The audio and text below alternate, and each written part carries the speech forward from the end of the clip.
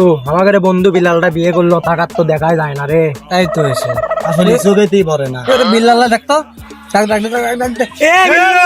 শোন এ বন্ধু দাঁড়া দাঁড়া, আসিচ্ছি। কে রে বন্ধু, নতুন বিয়ে শাদী করলো তো তোমার দেখাই যায় না, না কিছু কত বিয়ে শাদী কি করা যাবে? আচ্ছা বন্ধু, দুঃখের কথা শুনবো, তাহলে বসি। আচ্ছা বন্ধু বল। বন্ধু এই দুঃখের কথা শুনবো, বিয়ের পর পাগলা বিয়ে শাদী করিস না।